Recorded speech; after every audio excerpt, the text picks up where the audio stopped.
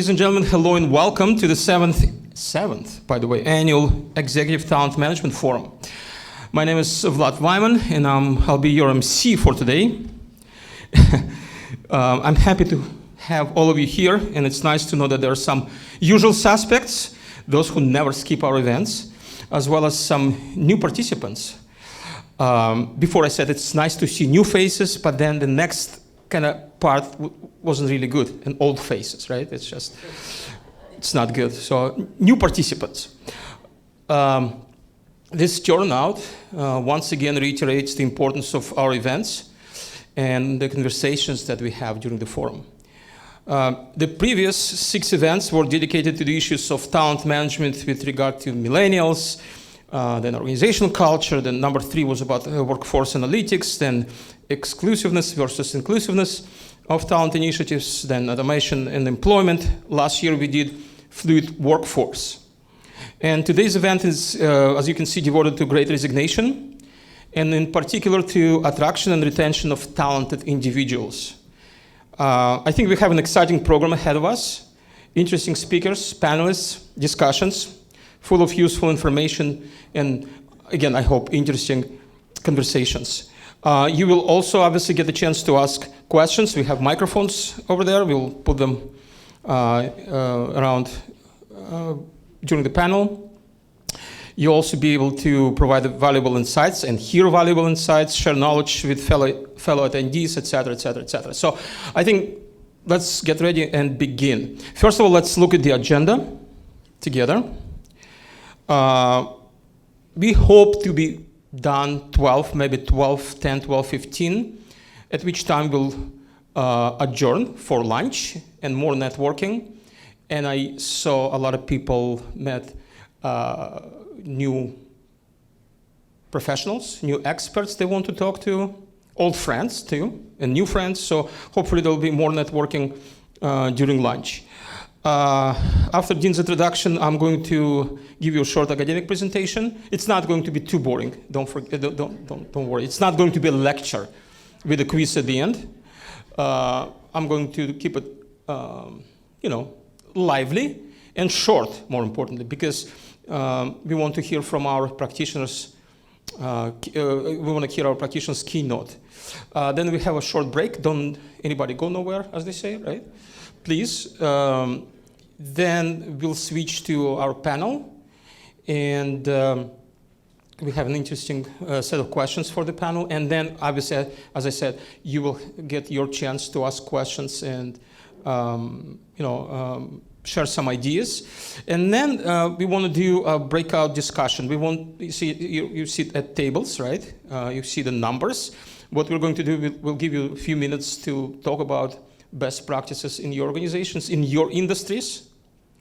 And then we'll ask one person from the table briefly, within 1 minute, report what you found, and maybe there's some interesting practices that will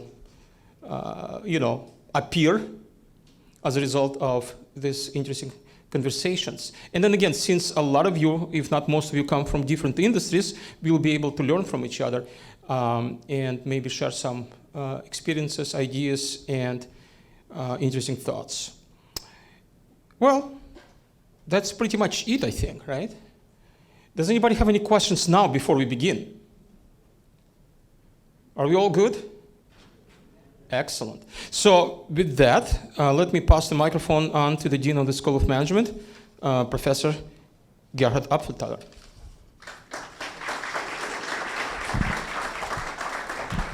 Thank you, Vlad, and thank you for calling some of us old faces. As Vlad has mentioned, I'm the Dean of the School of Management. If you ever find out what a dean does, let me know.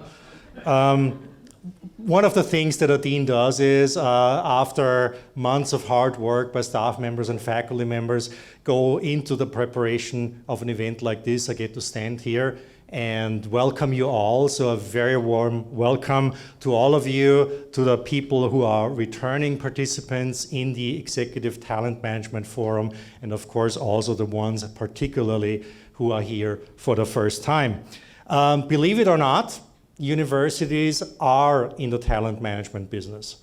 Not only do we work hard at attracting, retaining, developing, motivating, compensating our people right, but of course we are also a source of talent for the organizations that you represent and you work for. So let me bring out my promotional self for a little moment and tell you that we at the School of Management, we have both undergraduate and graduate programs. Currently we have 5 majors on the undergraduate side, from the more traditional ones like business administration, accounting, and economics, but also industry-specific ones. For instance, our new major in sports management, which within a year has already become the 6th largest major at the university in terms of new student enrollment. And we also have a range of graduate programs, from the more traditional management-focused ones, the MBA, the executive MBA, a master's in management, but also programs in disciplines that are a little further away from management, such as public policy and administration, information technology, quantitative economics, and financial planning. Many of you in the room, I see, recognize some faces here who have hired our graduates in the past, and I want to extend my thanks to you. Keep doing that. I hope that you're all happy with the graduates that you get, and from individual feedback, I think I can say that that you're all happy, that the education that we offer at Cal Lutheran, not just within the School of Management, but across all of our programs, is very much focused on student learning. We have small classes. Our students have no chance of hiding in the classroom. All of our classes are taught by professors and not by teaching assistants. And if you don't show up for class twice, you might get a call on the cell phone from your professor asking, what is up with you? Why are you not coming to class? How can I help you? And I think ultimately that contributes to the quality of our education. So that's my promotional piece. Now I would like to come back to the agenda and formally introduce Dr. Vlad Weimann, not only a very valued colleague, but also a longtime friend of mine, I'm happy to say. We followed each other around the globe. Just on a little side note, I think our history together starts with me hiring him when I was still in Austria at a university. He at that time lived in Canada and completed his PhD in Switzerland. So he came to Austria, then he went to Iceland to be the dean for the graduate programs there. He invited me to teach for him in Iceland for a while, so I followed him to Iceland, then I moved to the United States, and guess what? Vlad is here again. So maybe that's also a good example of a talent management strategy, right? Vlad doesn't think so. No. So, but apart from that personal note, Vlad Weimann is one of the most recognized academics in the area of talent management. His list of publications in scholarly journals is endless, too long to mention any of them. He has, I don't know how many books anymore, I stopped counting, out there in the market. He's highly recognized. He gets invited to conferences all around the world, and we are quite lucky to have him here at Cal Lutheran, where he also is the Associate Dean for the graduate programs, responsible for the success of our graduate students. So without much further ado, I would like to invite Vlad back to the podium and get us started on the exciting part of the program. Thank you.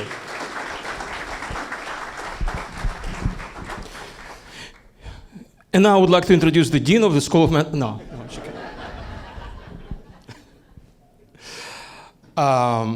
by the way, a few housekeeping items before I forget.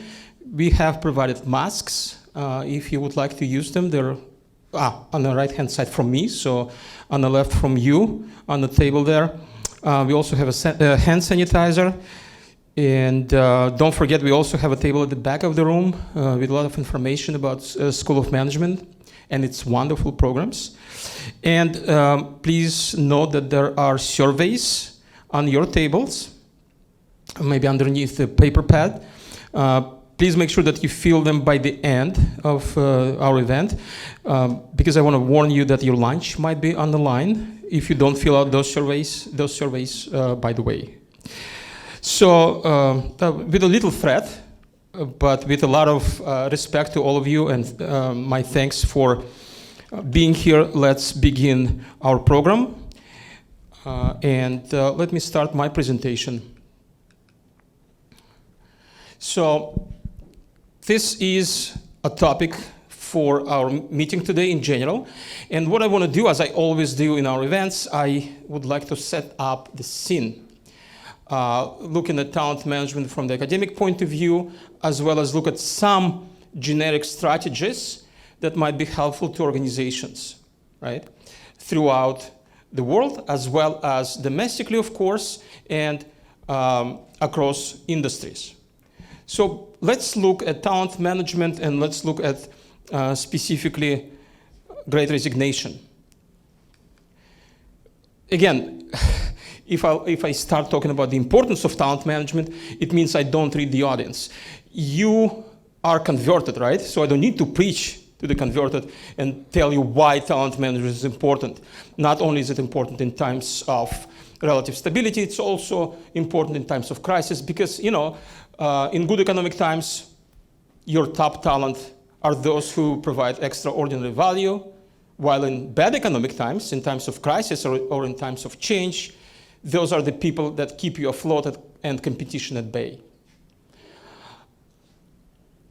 And in times of crisis, talented people basically is the only strength you can rely on. It's not your procedures, it's not your technology, it's your people. So in order for us all to be on the same page, I will provide a definition here of talent management as I see it as a subset of meaningful techniques aimed at 4 things: attracting from outside of the company, identifying from inside, motivating, developing, and retaining organization's most valuable employees. Again, who are those most valuable employees? We are not talking about A players necessarily here. We are talking about important, key, or pivotal job roles for which you need to find A players and kind of bring them together. And talent management, successful talent management has been connected empirically and theoretically with success in an organization. Bottom line, right? That's what we're all talking about, bottom line. Of course, lately, as all of you know, talent management issues have become even more important. All of you heard about Great Resignation, or some people call it Great Retirement, Great Reshuffling, whatever, right? Talented individuals leave their companies, left and right, without looking back. Looking deeply, of course, there are certain things that are on the surface, you know. You can say jobs are not great, salaries or benefits are not great, working arrangements are not great, sure. But if you look deeper, you will see that many of those reasons can be summarized in one. The company is not human-centered organization, not human-centered organization. So according to Global Talent Survey, done by LinkedIn this year, there are 5 characteristics of human-centered organizational culture. Those are not in order of importance necessarily. This is just a list. Flexibility, asynchrony, trust, belonging, and holistic focus on well-being. Again, those items, those characteristics are nothing new. Because that's why I didn't hear any gasps like, oh, really? It's nothing new. But that's what people say. That's what people quote as something that they want to have in order to come and stay in an organization. So to begin any kind of organizational change, which a lot of organizations go through right now in this almost post-pandemic environment. I don't even know. Is it post-pandemic or almost post-pandemic? Or nearly post-endemic environment. Okay, fine. Fine.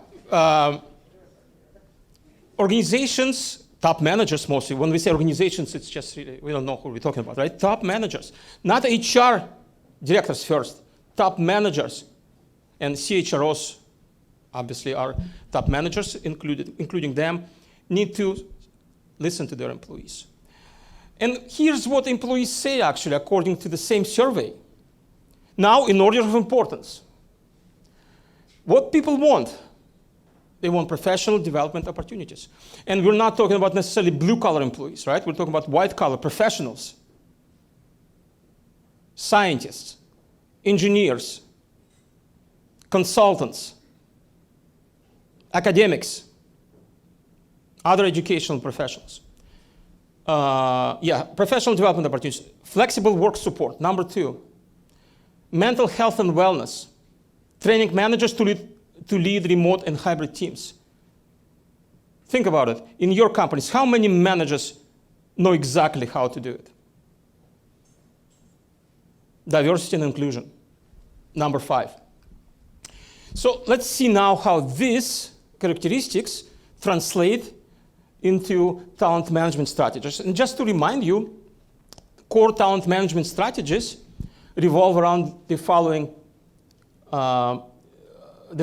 Attracting talent from outside the company, of course, identifying potential talent, talent and potential talent from inside the organization, managing talent flows, engagement, developing and retaining.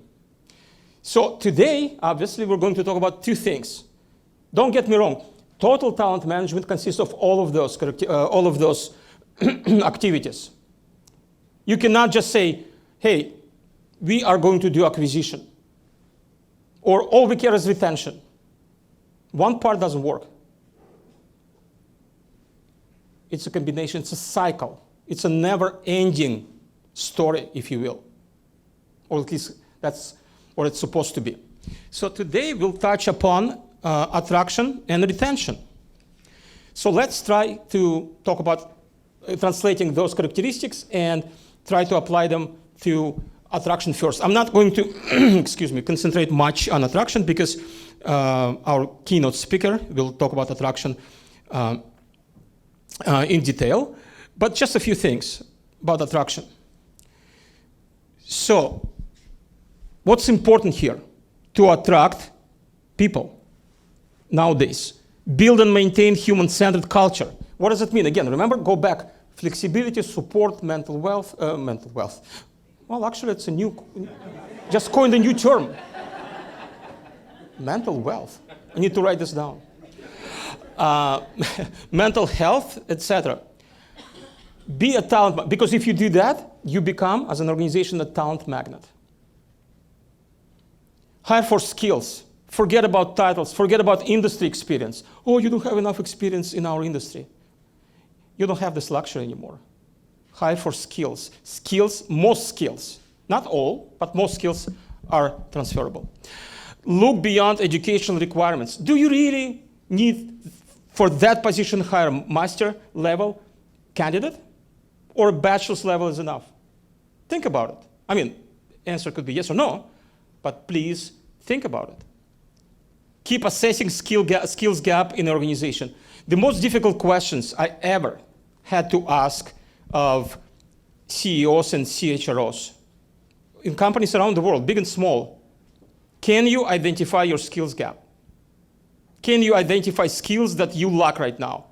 They may be able to identify one or two, but not on a large scale, unfortunately. What else there in terms of attraction? Try to recruit from non-traditional sources. Last year we talked about fluid workforce, gig workers, freelancers, what have you. Try to recruit people from diverse backgrounds. Think of diversity in a more acceptable or wider term. It's not only ethnic and racial diversity, right? Age, gender, physical ability. Open the doors as wide as possible. And of course, if possible, explore international recruiting. And we'll hear from our esteemed keynote speaker later on more on attraction. In terms of retention, what's interesting, or at least interesting to me, I've been following several professional development, professional services firms for about 18 years now to learn what keeps their best employees with organizations, best professionals. The top 5 reasons, and that's what's interesting to me at least, top 5 reasons haven't changed in 18 years, right? As I said, haven't changed much. So that's what it was in 2003. In order of importance, by the way, interesting and challenging job was #1 retention reason. Career growth opportunity, independence, a little bit of elbow room, adequate compensation, and quality management, understanding boss. That was 2003. That's 2021. Something else happened. Look,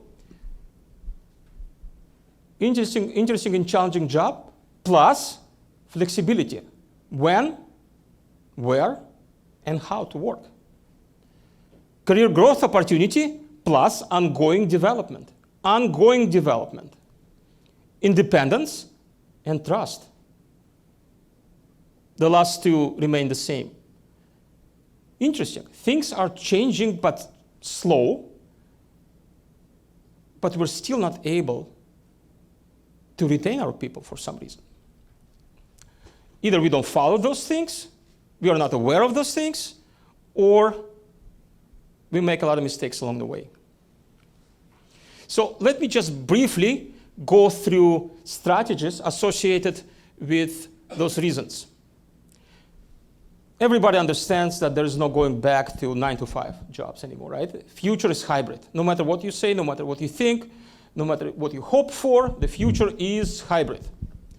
So in order to provide this flexibility, managers should help to establish mutual trust. If there is no trust, there is no good flexible arrangement.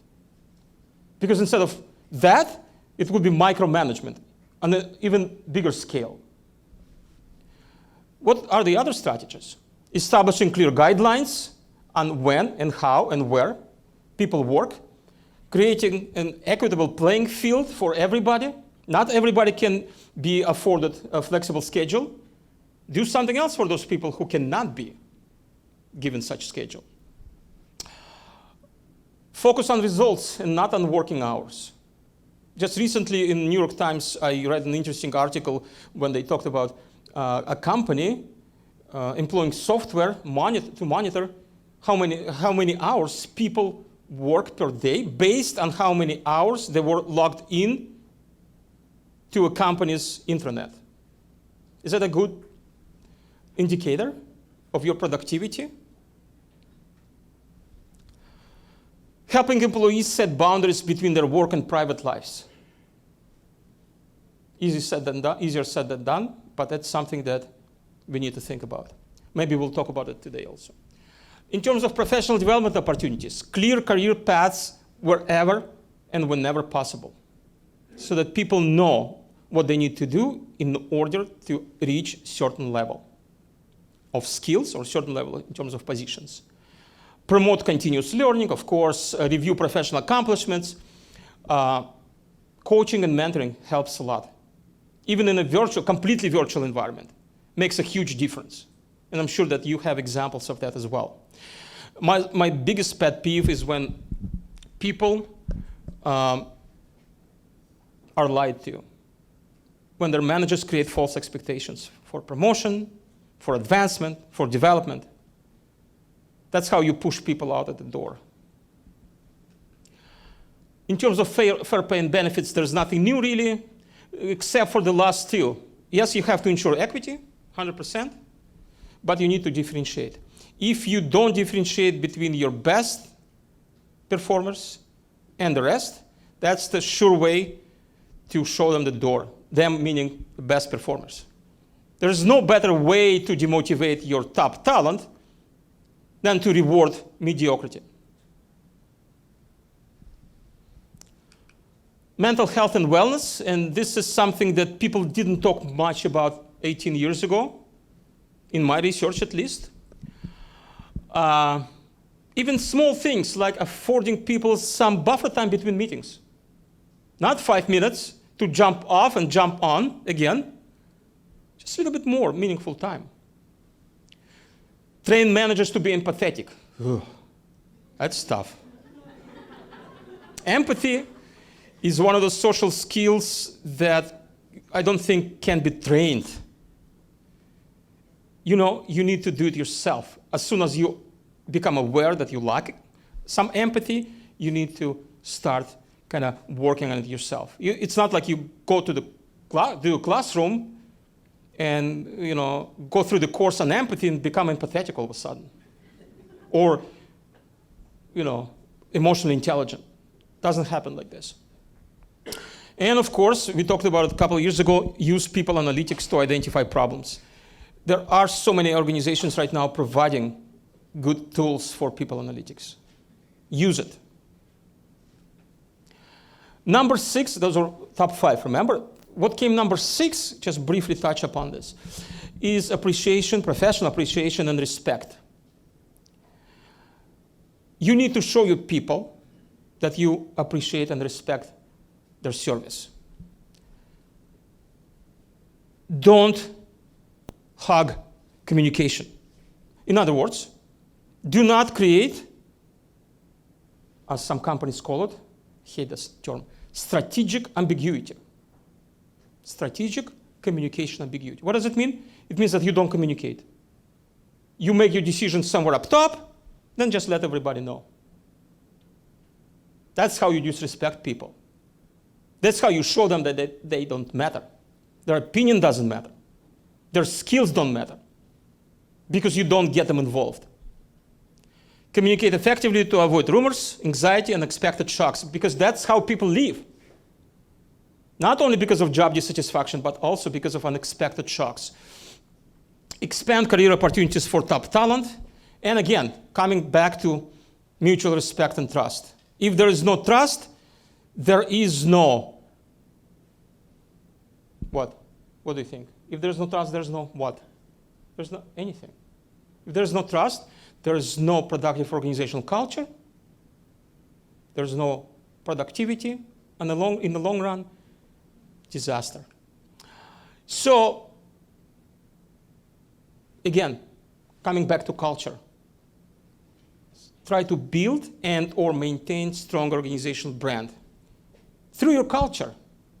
Make your company a talent magnet. But always monitor for the signs of trouble among your employees, such as low morale. People are upset. People don't want to participate in anything. Dejection. Lack of trust. That's a big one. Absenteeism, lack of concentration or motivation, decreased productivity as a result, loss of confidence. Those are signs of trouble that people are about to leave. Remember, now they say quiet hiring, don't go there. Those are all, there's a new monikers for an old definition of warm chair attrition. That's what it is. Warm chair attrition, you're basically there, physically, but you're not engaged. Look for it in your employees. So basically, I'm right on time, wonderful. It's paramount. It's not just important or essential, it's paramount, it's more than that, right? To build talent management strategies, I should say all of them, right? Attraction and engagement and development and retention on 2 factors. A, organizational strategy, because everything you do in marketing, in finance, in operations, in people management, you need to do in conjunction with your company strategy. Number 1. Number 2, organizational culture. What is good for your employees? Listen to what they want and what they need to come and stay with your organization. So I thank you very much for your attention.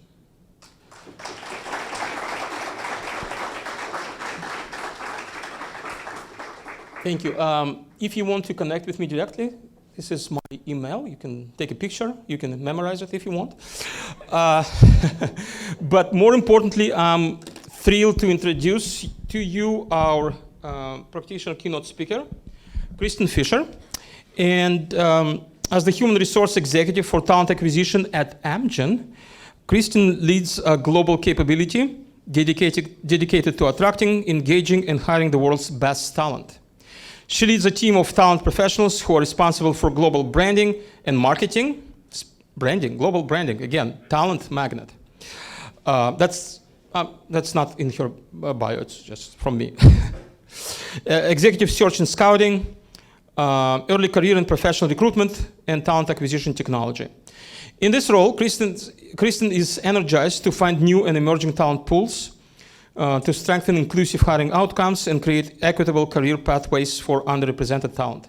She's passionate about increasing talent capabilities through agile process design, digital and artificial intelligence-enabled tools, and advanced analytics.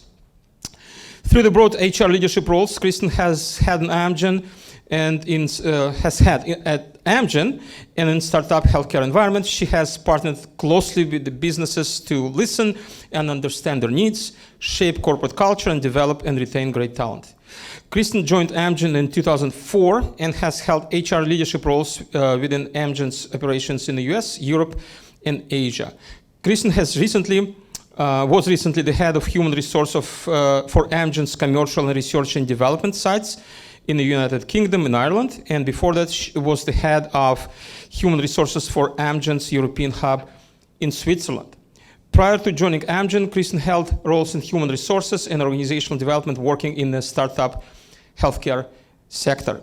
She holds a bachelor's degree in international relations, political science from the University of California, Santa Barbara, and received her master's degree in business administration from Pepperdine University. Just kidding. Graziado School of Business and Management. Just kidding, come on. Kristen, her husband, and their two daughters reside in Ventura, California. So let me introduce again to you, not again, but now in person, help me to welcome Kristen Fisher.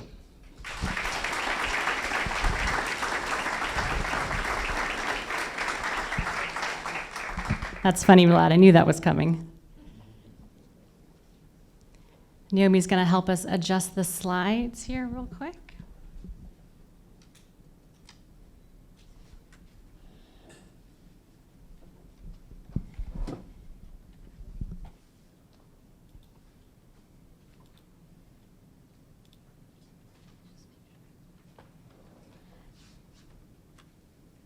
Good. Excellent. Morning. How are you all? All right, I am thrilled to be here. That's hard to follow. Vlad's actually really funny, so this is going to be tough to follow. I'm excited. So as Vlad said, I am here really representing Amgen. I have the real distinct pleasure and privilege of leading our global attraction and recruitment capabilities. I've been in HR, as Vlad described, for a little over 20 years, and I've never experienced the level of change and disruption that we have the last couple of years compared to the prior 18 or so that I've been in HR. It's extraordinary. Not to mention the personal disruption and change that we've been through as humans, but on the business side, it's been a real wild ride. The presentation that I have for you guys is to talk a little bit about how Amgen has survived and thrived over the last couple of years, specifically around talent attraction and talent recruitment. We don't have it all figured out, though. So there's a couple of ex-Amgenites in the room. You guys can weigh in here. We're not perfect as an organization. We are a very large organization in the local area, but we're not perfect. And so I really look forward to sharing what we're up to, but also learning from you all in the panel discussions, as well as the roundtable discussions that we're going to have following the conversation, okay? I'm actually joined here by one of my colleagues, Daniel Lopez. He works with me every day in this space, and so I might invite Daniel to comment a couple times throughout the presentation, drag him into the dialogue a little bit. Okay, cool. Thanks, Daniel. So I've got a really full agenda. Amgen overview, for those of you who are not familiar with Amgen, just want to take you through a little bit of a tour of what Amgen is all about. Talk about the labor market. So Vlad was talking a lot about retention practices, the importance of that.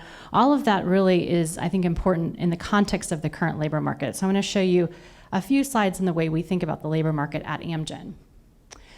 I'm going to go through a pretty meaty part of the presentation talking about our approach at Amgen. I'm going to use some examples specifically around our efforts to recruit technology talent.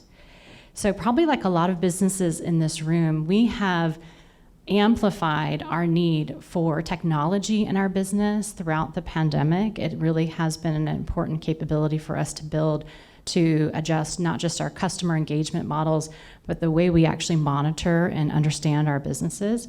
And so what that's meant from a recruitment perspective is that I've had to recruit a lot of technologists over the last couple of years. So throughout the presentation, I'm going to show you some examples on how we're doing that. We've been pretty successful, but we have a little bit more to build. But I want to bring those examples forward so you can see how our approach really shows up in that particular talent segment. I'm going to talk about one of my favorite areas in HR today, and that is automation. So we're doing some really cool stuff in automation and talent attraction and recruitment. I want to show you guys a little bit about that. Wrap up with unlocking new talent pools. This is extraordinarily important, so I want to talk to you a little bit about what we're up to at Amgen in this regard. And then finally, a shameless plug for investment in talent attraction and recruitment capabilities, very important. So Vlad was teasing me when we were practicing for this presentation. He said, Kristen, you've got about 40 minutes or so. So please, take some slides out. Don't be so, excited about sharing everything that's going on with Amgen. So I said, all right, Vlad, fine, I'll do that. And I practiced, actually, a lot for this presentation. And I was, kind of like a week or so ago at about 45 minutes worth of content. And then last night, I was really pleased with myself. I practiced again, and I got to 42 minutes of content. So if you haven't had your choice of caffeine or beverages or the restroom break, now's probably a good time to get that, because it's going to be a long journey, folks. You ready? What we want to do, though, is I want to be able to invite you guys into the conversation using Mentee. I don't know how many of you all have used this before. Look, you're already getting out your phones, your iPads, whatever you need. So there's a couple points in time, if Naomi and I can get it to work, where I'm going to bring the Mentee survey up where we can kind of share your feedback throughout the presentation. Okay? Sound good? All right, here we go.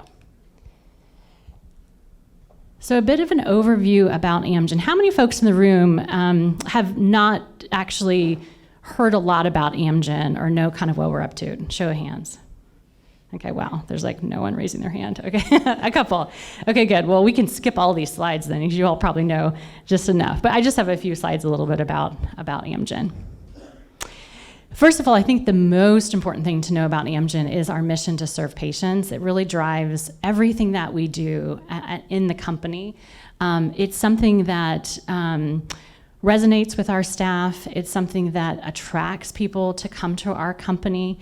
And it's something that really propels us forward in a very competitive space. Many of you probably work for mission-driven companies, maybe even focused on patients, and so you know this very well. It is really at the core of what we do. Next week, actually, we're having our Global Mission Week, where we're getting our staff around the globe into our campuses or virtually to learn from all of our patients and to hear their stories. So it really is something that is a core part of what we do every day, and I'm incredibly proud of that mission to serve patients.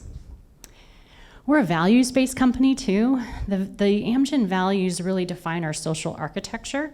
So it's basically what it feels like to kind of work at Amgen every day. We have a number of values, everything from be science-based to be ethical to trust and respect. What's important about these values are a couple of things. Number one, we use them for talent attraction and talent recruitment and talent assessment. So we actually talk to candidates when they come on board about their alignment to these Amgen values and whether these values align with their values. I've actually run across a couple of times where those values are misaligned and we've decided to part ways. So it's really an important element in our talent attraction and recruitment to bring these values forward and talk to candidates about it. Second reason why these values are important from a talent perspective is we actually evaluate our staff on the Amgen values every year. It's actually 50% of our performance rating. How we show up every day against these Amgen values is incredibly important, and we're recognized, rewarded, or not so based on that. Very, very important. So I like to say it's sort of a filter, if you will, from a talent perspective. If you're aligned with these values and you adhere to them, you'll have a very successful career at Amgen. Our strategy, this has not changed much over the last couple of years. There's a couple kind of key points that I want to sort of draw. First of all, we're in the innovative medicines business. We're trying to really serve patients with serious illnesses. That's a core part of our business. We have a global geographic reach. Now, arguably, if you've paid attention to Amgen over the years, 85% of our business, Kyle can keep me honest, is US based. However, we have a dedicated focus on geographic expansion, particularly in JPAC, where there's a lot of patients for us to continue to access. As Vlad mentioned, I've spent a couple years outside the United States for Amgen in those markets, and we're not a well-known company out there. You know, when you kind of go to these events and you sort of are ex-US and you show in, they think you're part of AstraZeneca, you know? So it's really important that we continue to kind of push on from a strategy perspective, the global expansion of our business to access more patients, to help those patients with their diseases where we feel like we can.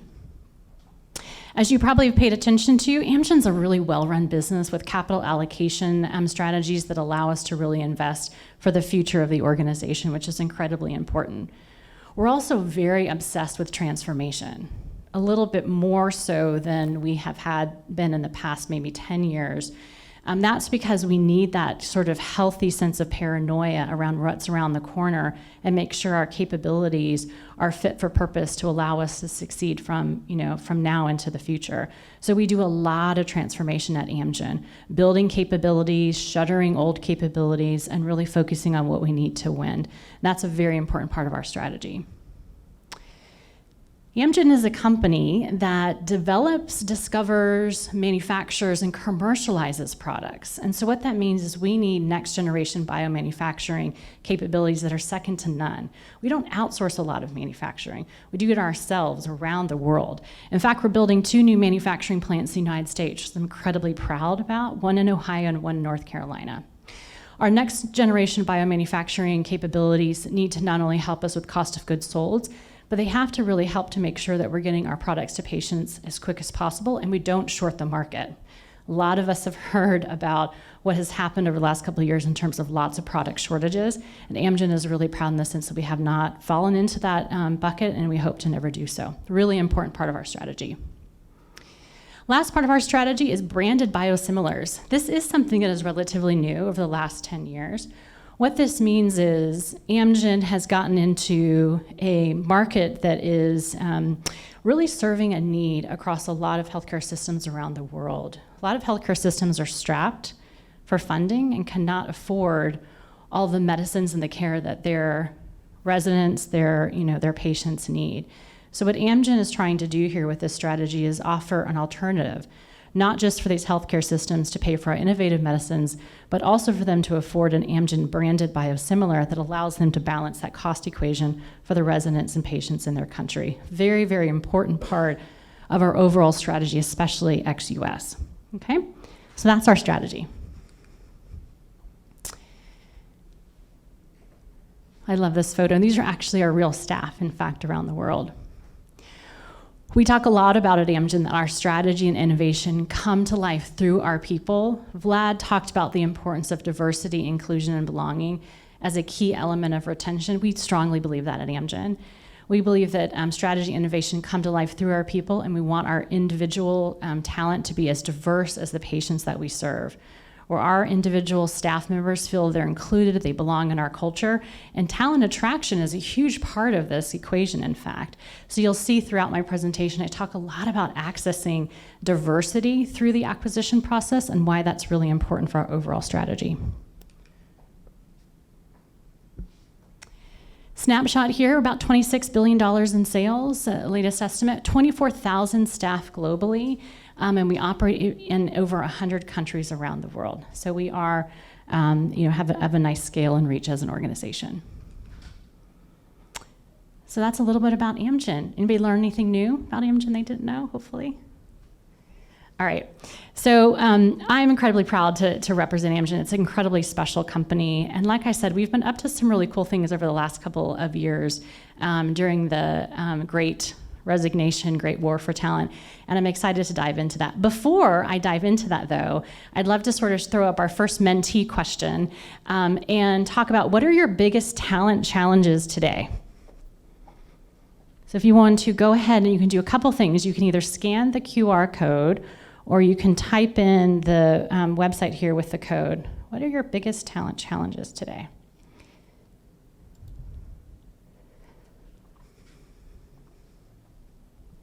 Give it a few minutes.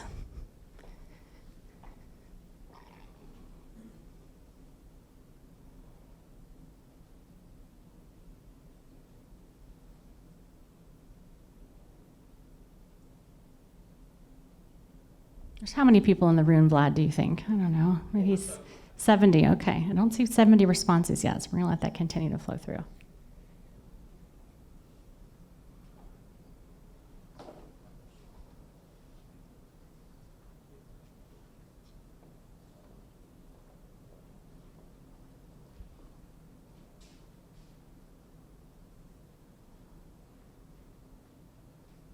There we go. So for those of you who haven't seen a word cloud before, what's cool about the word cloud is that actually the bigger comments, if you will, around retention indicate that those are ones that come in the most frequently, right? So we've got retention, recruiting, engagement, finding staff, compensation. What else? Trust, that came up. Completely agree with that. Loyalty. Lack of problem solving. Differentiated brand. You're speaking my language. I love that.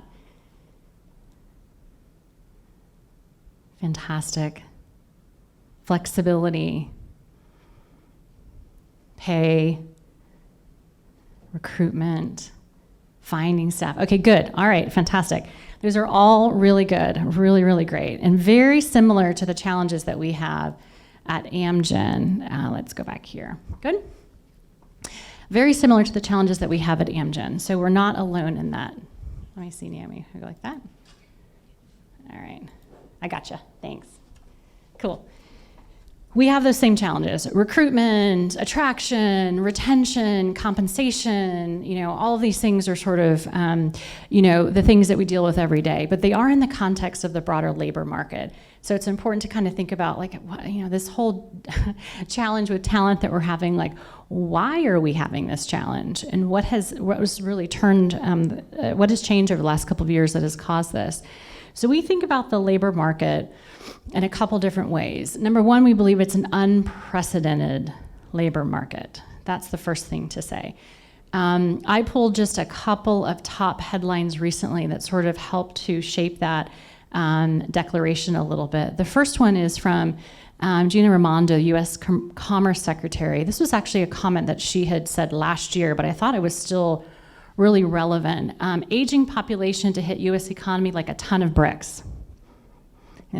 And what she's saying here in this article actually is twofold. Number one, if you take a look at the U.S. data around our aging population, we have more and more individuals in the United States reaching retirement age. That trend is going to continue. She's also pointing to the fact that more and more individuals are living longer, past 84, 85. So it's a compounding effect where you have an aging workforce and you have individuals living longer. Her point is less individuals in the labor market because individuals are starting to get to retirement age, as they should retire. Thank you, I look forward to that someday. But there also is a compounding effect with individuals who are currently in the workforce who are going to have to leave the workforce to care for elderly and parents and loved ones. I can also relate to that, right? So it's this compounding effect is what she's talking about, particularly acute given the pandemic and a lot of individuals leaving the workforce to care for their children during that period of time. The second bit of data, which is actually relevant to this as well, is the fertility rates. So if you take a look at Census Bureau data, or in this case, World Bank data, U.S. fertility rate is 1.6 and is dropping. So to give you a perspective, in 1960, the fertility rate was 3.7. So women are having less children now than before for lots of different reasons, but that's less individuals coming into the United States in terms of being bored and an aging population. This was an article from NPR just this past year, and I'm sure our friends here at CLU will appreciate this. NPR, as a result of NACE, National Association of Colleges and Employers, have said there's more than 1 million fewer students in college now than before the pandemic. So they've gone something from like 5 million students enrolled in college and universities in the United States down to 4 million. They surmise in this article that it's because a couple things. Number one, record low unemployment. So students are choosing not to go to college and jump into the labor force, right? For lots of different reasons. The other thing they surmise, unfortunately, is the rising cost of effectively college education. So it's easier in some cases for students to go and get a job versus going to college because of the cost, right? So this is particularly important for us because I agree that colleges are a huge talent pipeline for companies around the world, for, 2-year degrees, 4-year degrees, whatever. But if we have less students getting that, then we're all going to be in a talent crunch for these types of talent. We have to pay attention to that. The final thing that you're probably reading recently is around the unemployment rate. Unemployment rate as of the August data is 3.7%. Now that's up slightly from 3.5, 3.6. It means we still have record low unemployment, even though it's inched up based on the August data. And so a lot of people are saying, look, tight labor market for the type of talent that we want to hire, that's going to continue to be very tight. And as the word cloud indicated, you guys feel that. The other thing I wanted to show you actually is research from Gartner. Now, we use Gartner a lot. Gartner is an organization that does a lot of HR research. This is a really small piece of research, but it's very recent, so I wanted to show it to you guys. They interviewed about 3,000 candidates who are currently recently in the job market. And what they turned out with this particular research, it was global, although, again, a small sample size. 1 in 3 candidates had turned down 2 or more offers during the job search process. These candidates typically were candidates in industries that there's a lot of competition in right now. So these are the nursing, this is nursing, healthcare, this is also hospitality, kind of service workers, but there's a lot of competition for talent right now. The other thing this survey pointed to was that candidates accept offers but are uncommitted. This is really alarming data, actually. 48% of these individuals say they are still open to other offers if they come along. 41% believe they could find a better job if they kept looking. And a third of them say that they should have just stayed at their old company, which is great for boomerang strategy if anyone's considering that, but sort of disheartening as we think about Vlad's comment around getting people to stay in the organization. Okay, so it's tough to get them to your company, as we just saw from the first bit of research, and when they come, a lot of them are not committed, unfortunately, according to this Gartner research. Bigger piece of research is actually from McKinsey. I really like this. I'm sure you guys have seen this recently produced. This was a larger global sample size of individuals working. This is 12,000 individuals interviewed by McKinsey. What they're saying here is the share of workers planning to leave their jobs remains unchanged from 2021 at 40%. Now this is a likely quit rate. This is not an actual quit rate. But what I thought this was really fascinating and also disheartening is that you have global data here. 60% of our staff, if you take this particular research at face value, 60% of our staff in our companies are committed, they're here, they're ready to go. 40% are on the fence in terms of whether or not they're committed to the organization. Some are very at risk, and some are slightly at risk. Now that changes a little bit as you go into India. That obviously they have a little bit of a different balance there, but largely on average it's about 40%. So I guess when we think about the labor market, we think about it being very, very unprecedented and challenging. We have in the United States specifically an aging population. We have less babies being born. We have more competition for talent, less college-educated individuals potentially, Individuals who are taking jobs, who've had multiple offers turning down, individuals that when they take a job, they're not exactly sure that they're going to stay, and then the likelihood of attrition still being consistent with what we experienced last year. So if any of you like to bang your head against the wall right now, feel free to do so. This is a very, very challenging market that we're all operating in, and I think it points to, despite inflation and some discussions around recession, I'm not an economist, but I still think everything I'm reading and hearing and seeing is the labor market's going to continue to be tight. So what this means for us is we need to have really good attraction, recruitment, retention practices in the organization in order to make sure our businesses are successful moving forward.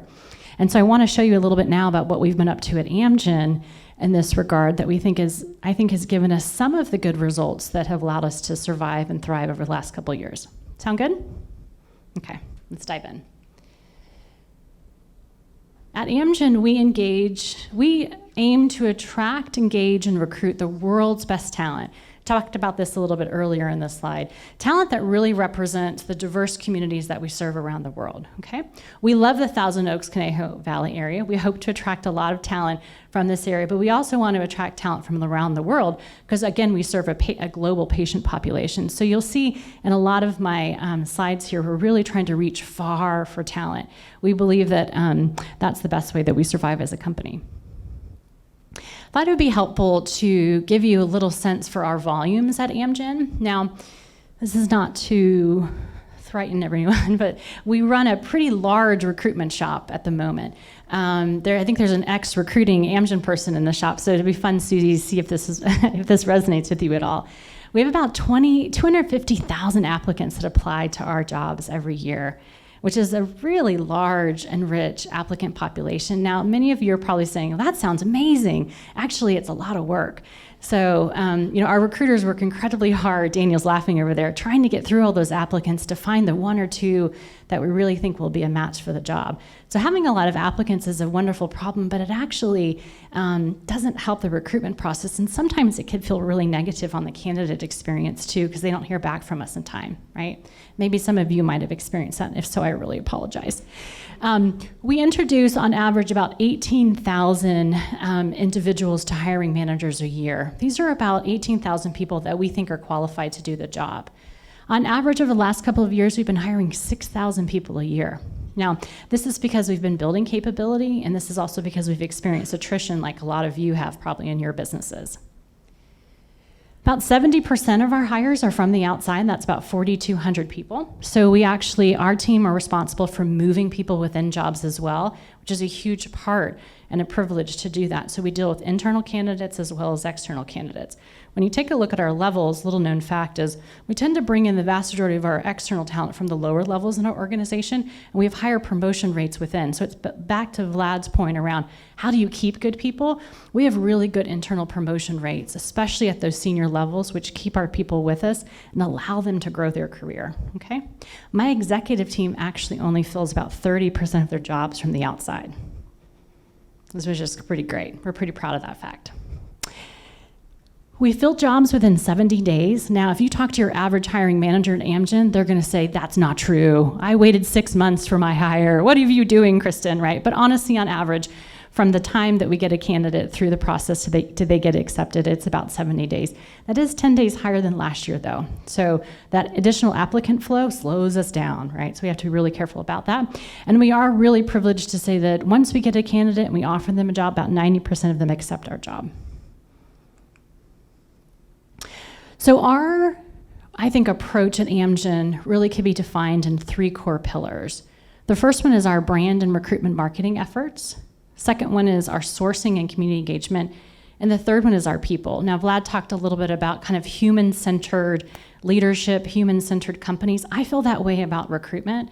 We are running despite all the automation and the cool process improvements that you can do kind of in TA, at the end of the day, it's a people business. It requires a good recruiter and a good hiring manager to make a good decision.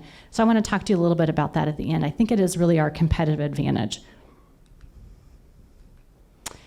So in 2019, what we did was we refreshed our employer brand and our visuals, and the way we talked about Amgen globally. What we decided at that point was, we really wanted to provide a more authentic view of the organization, really show actually what it feels like to work at Amgen. So why not put our real staff up here? So this is actually a real life staff member at Amgen. So we revamped all of our materials and we took a lot of photos of our staff globally, and we still are updating those. And we use those all throughout our branding materials to really convey this is actually a real life staff member. It's not a stock photo. It's somebody sitting on our campus here in Thousand Oaks, leaning in and saying, yeah, I want to represent Amgen. I'm proud of this company I work for. We think that's a really, again, an authentic way to connect with candidates worldwide. The other thing we did is we revised some of the way we describe the company on the outside, using our social architecture, those Amgen values that I showed you earlier, as a guide for how we want to talk about what it might feel like to work at Amgen if you're an external candidate. Now, the way those images, the way those words show up is on social. Social is the way that we actually attract and engage all of those candidates. We love social, absolutely love social. Daniel's team is responsible for social, and it's a huge part of our capability. We're on LinkedIn, Instagram, Facebook, Twitter, and Glassdoor. What we do with social, though, is we're driving candidates to our career site. Our career site is really the mothership of where all the activity takes place, okay? Our career site, again, has our brand image on there. It has the words and the feelings that we want you to kind of take a look at and sense when you're on the website. It really is where candidates can land after clicking on different social assets and learn more about our company, learn about our DIMB messages, and search for jobs, right? The other thing that candidates can do when they land on our career page is they can apply to be part of our talent network. Now, if they haven't found a job, the next thing to do is apply for the talent network. We have 500,000 contacts in our talent network today, which is extraordinary. A lot of individuals are in there. We're in the process now of making sure that is all organized so that we can get to all those individuals who've expressed interest in our jobs.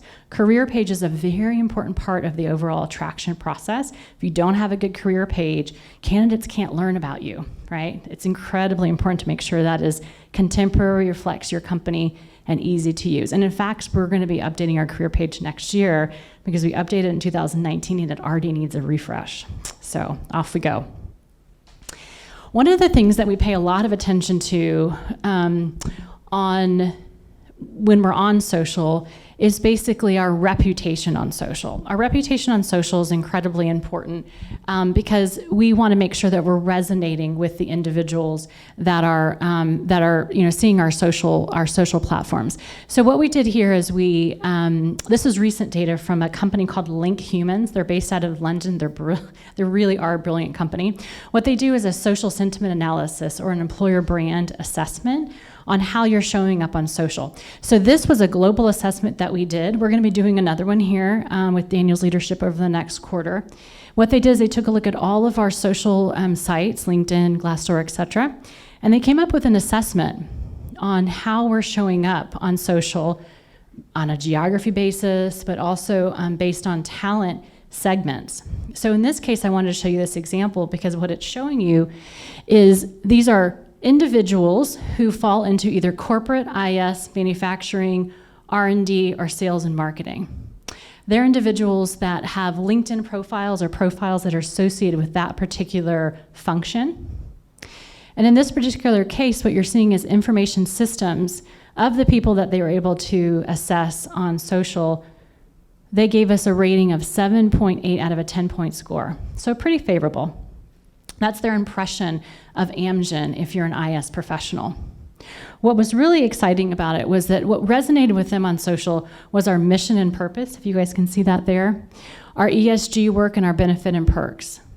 What was kind of middle of the road favorable was the information and technology at Amgen. Now, slightly disheartening considering they're IS professionals, because you really want IS professionals to think you're the cutting edge technology company, right? Because that's what attracts them. So it's a little disheartening. At the bottom, what they didn't have a very favorable impression of was management of the organization and career progression, okay? These data give us an insight in, okay, how are our attraction techniques really working towards the particular talent segments that we want to attract? How we turned that into targeted recruitment marketing efforts, last year we started to accelerate our digital hiring. We took what we knew this particular talent segment would appreciate, and we turned those into branded assets. So this first one here, from a video here by Abby Fitch, she did a less than a minute video talking about her role as a leader in IS and why she joined Amgen and why she loves to serve patients. That hit 71,500 and something, right, Daniel? LinkedIn accounts, impressions, basically. We only needed to fill like a couple hundred jobs, right? 71,000. It's an incredible piece. She's like a LinkedIn star. But it really resonated with people because she was very quick, very precise, and she talked about why, as an female IS leader, why she really wanted to work in Amgen and what kept her here, and that was the mission to serve patients. So we took that information from Link Human and we adjusted that to targeted recruitment marketing efforts to really try to attract the type of talent that we wanted to with the messaging that we knew would work. We also took it a little bit further, and this is a persona development piece that we're kind of working on that we're going to launch, Daniel, what, next week? Week after that? Like that? 2 weeks, okay. This is Stories of Acceleration, or Project Atomic. Now, we knew from our Link Human data that IS professionals, they appreciated that Amgen was a company that delivered for patients and had a very strong ESG, but they didn't believe that we were a company that had strong innovation and technology. And so we thought, how do we need to change that? The other thing we said was they also didn't think that it was a company maybe that was well run, right? And so we really wanted to put a targeted piece out there that was really targeting those two more negative impressions and try to change their mind a little bit. So I'm going to run through a 5-minute video, Vlad, if that's okay, and show you a little bit about kind of our Stories of Acceleration piece, okay?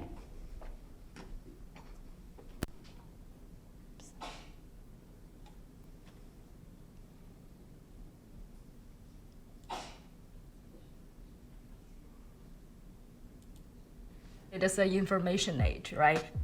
There are a lot of data generated each day, each second. This is the largest, most complex data science project that Amgen's ever done. It's required a big effort from a big team. It was not necessarily a sure thing that was going to work. What's this project called? This project is called Atomic. Atomic. It sounds cool. Project Atomic. How do I explain this? The Atomic stands for Analytical Trial Optimization Module. Atomic conveys speed. It kind of sounds accelerated. It sounds fast and future-facing.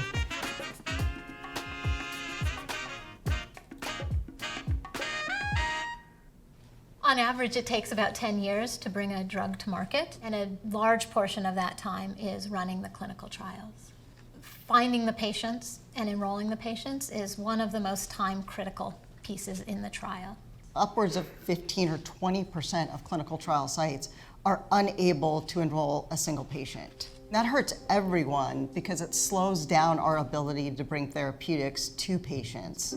If we can select the right sites to participate in a clinical trial, we'll have stronger enrollment, which means faster enrollment, which saves us time at the back end for getting our drug to market.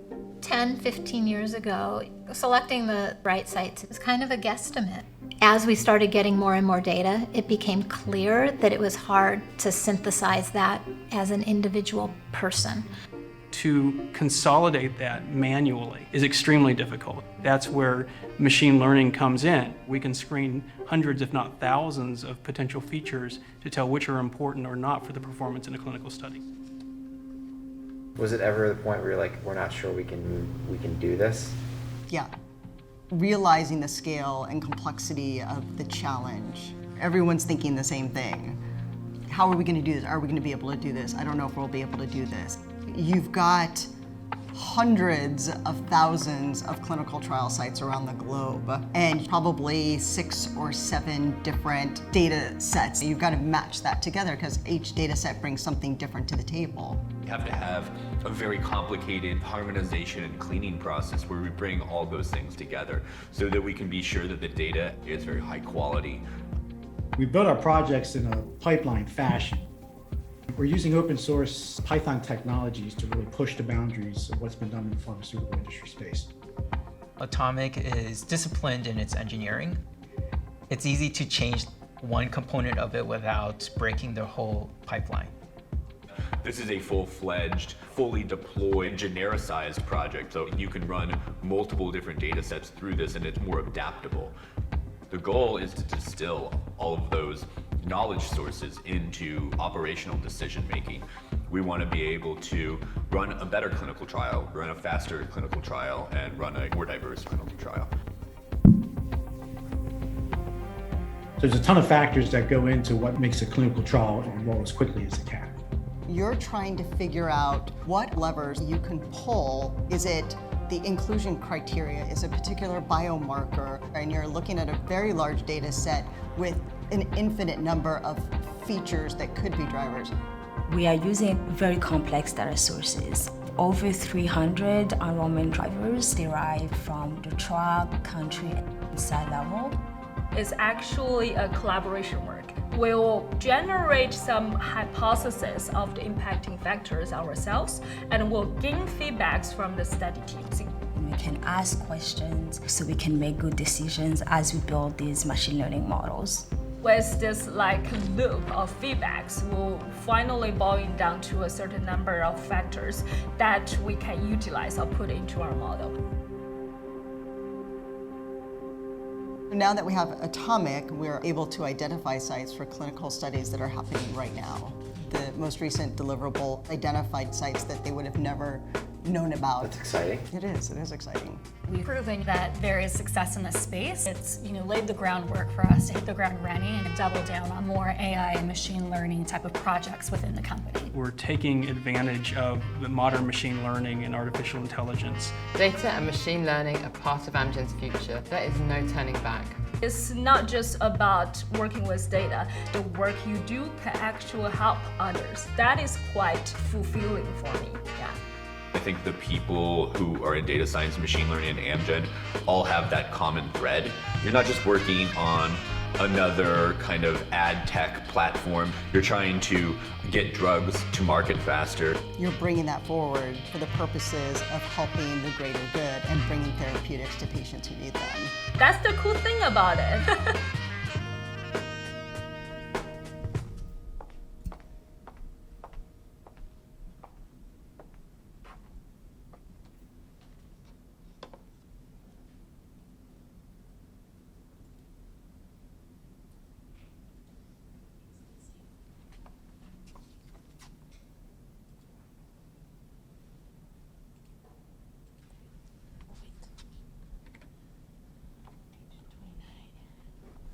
What do you think?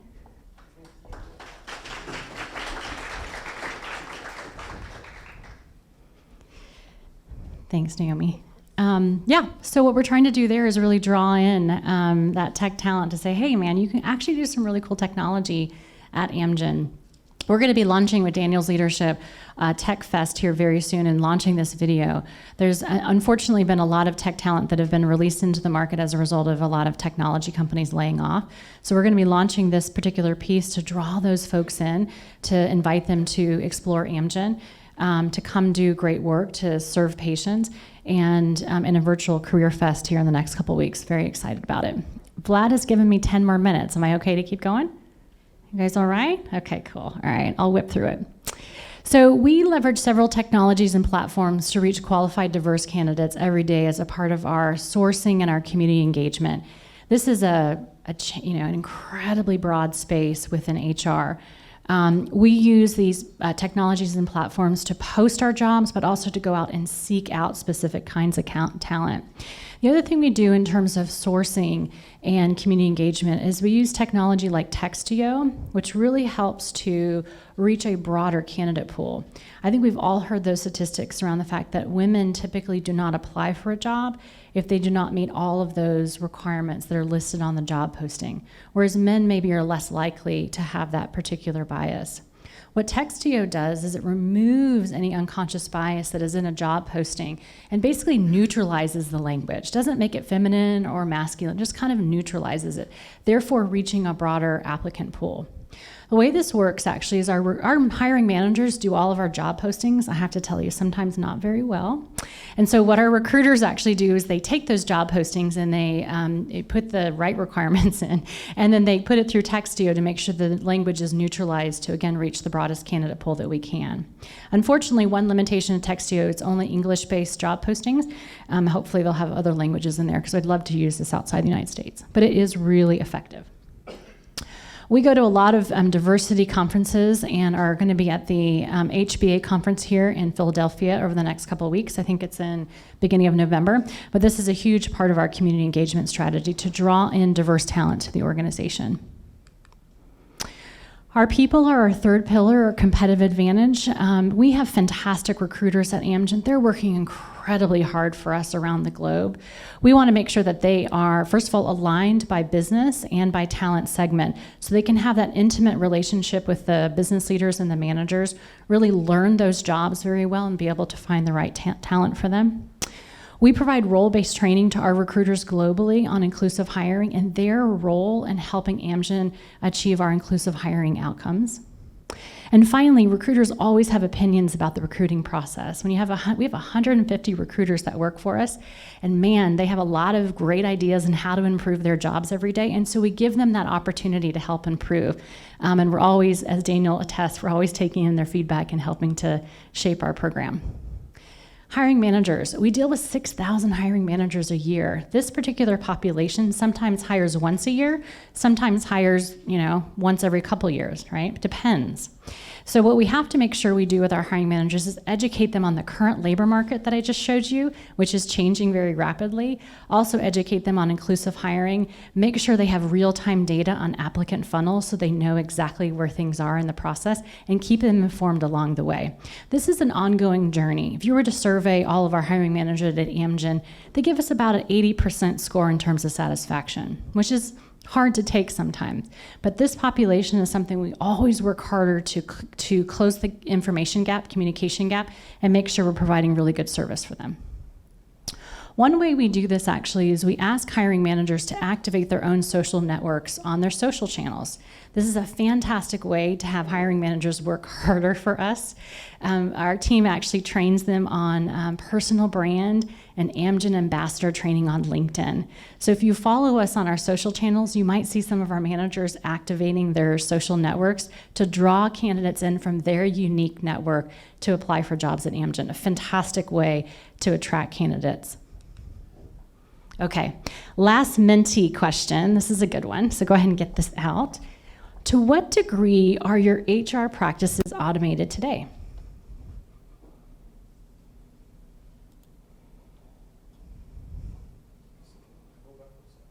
Oh.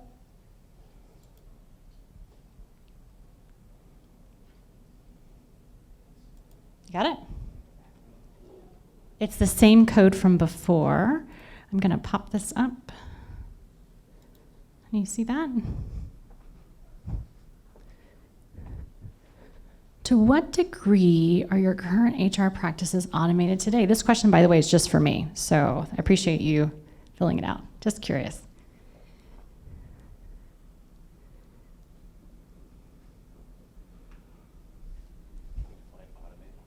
No, use of technology. Enabled by technology. How about not an Excel spreadsheet?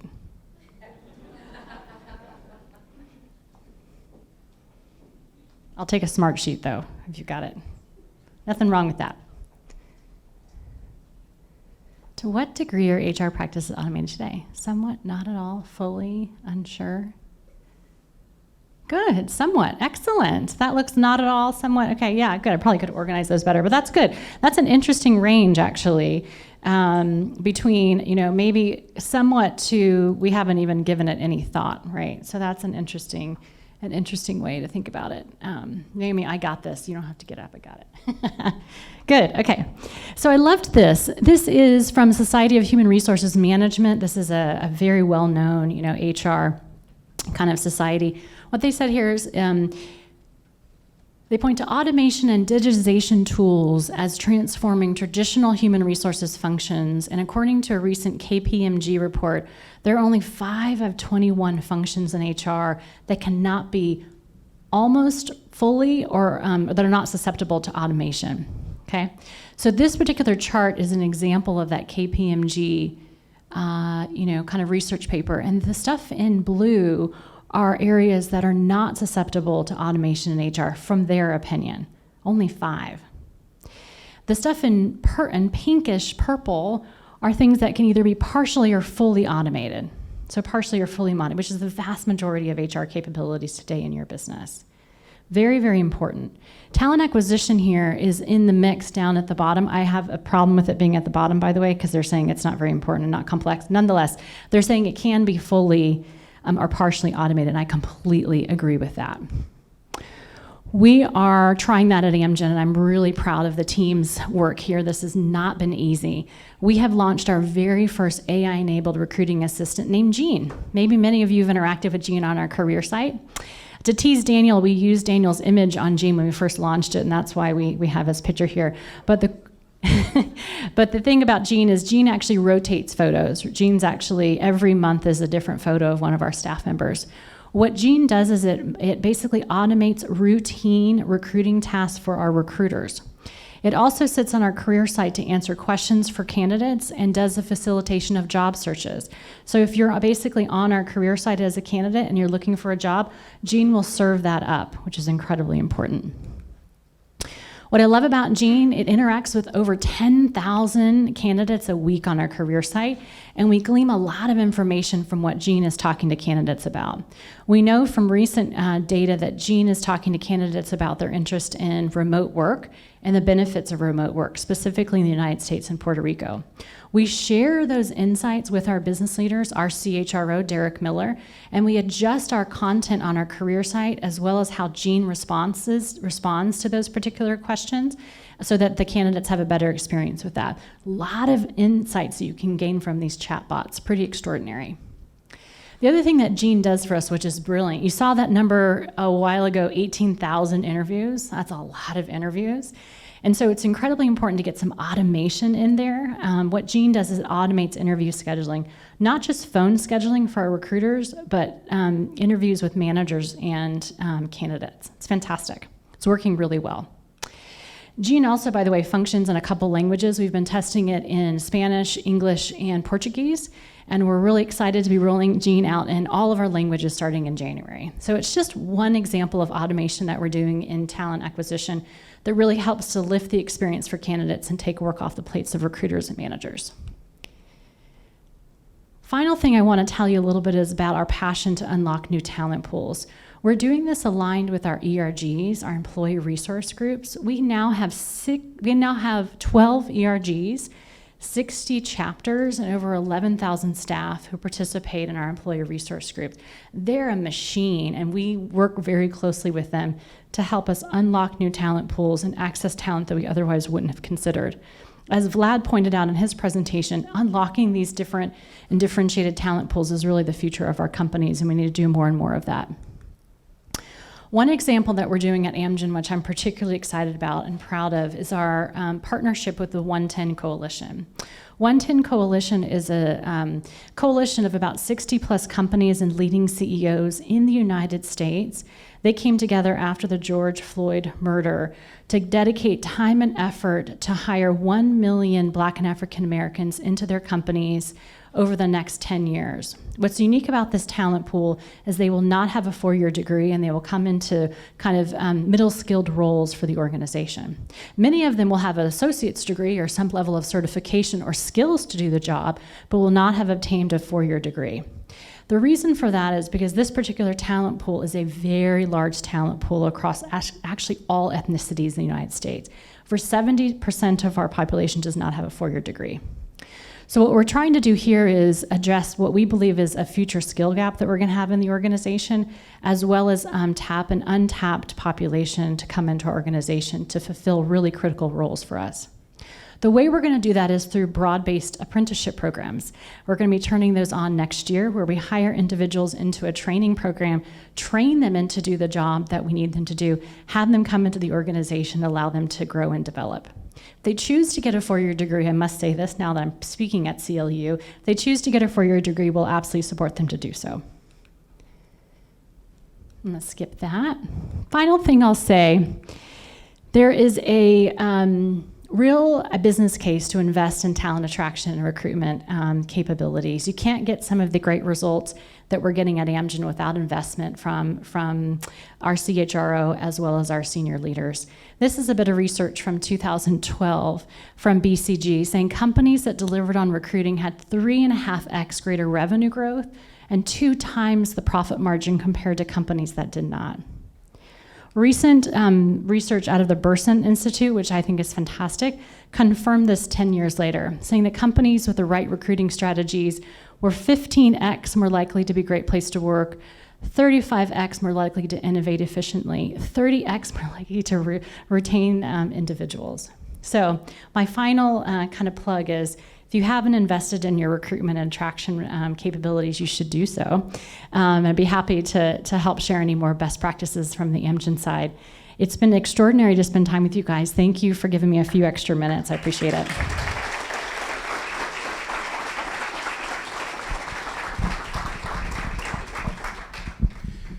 Thank you very much, Kristen. Wonderful, fantastic presentation.